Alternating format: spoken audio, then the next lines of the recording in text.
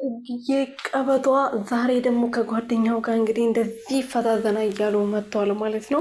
ጽጌዬ እንግዲህ ያው ከሩትዬ ጋር ብትመጣ በራሷ ዓለም ፈታ የምትል ዘና የምታደርግ እና ከሩትዬ ጋር ብትመጣ ደግሞ ደስ ይለን ነበረ። አንድ ጊዜ መጥቶ በጣም አዝናንቶ ነበረ። በነገራችን ላይ ጽጌን በጣም ነው መወዳት።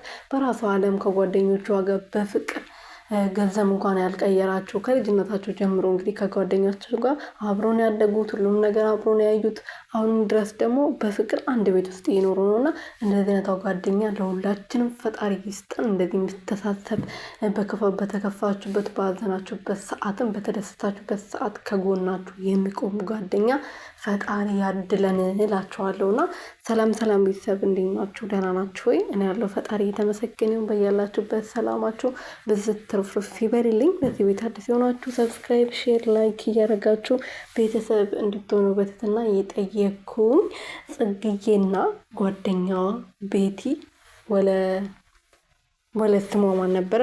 እንደዛ ቤቲ ወይም ስሟን ረስቼዋለሁ ማለት በደንብ ብዙ ጊዜ ስለማልከታተላቸው ማለት ነው። እና ጽጌዬ እንግዲህ ያው ከዳኒ ጋር ተጣልቷል ብሎ ብዙ ሰው ሲጠይቅ ነው፣ ግን አልተጣላንም ለስራ ብቻ ነው ብሏል ዳኒሾ።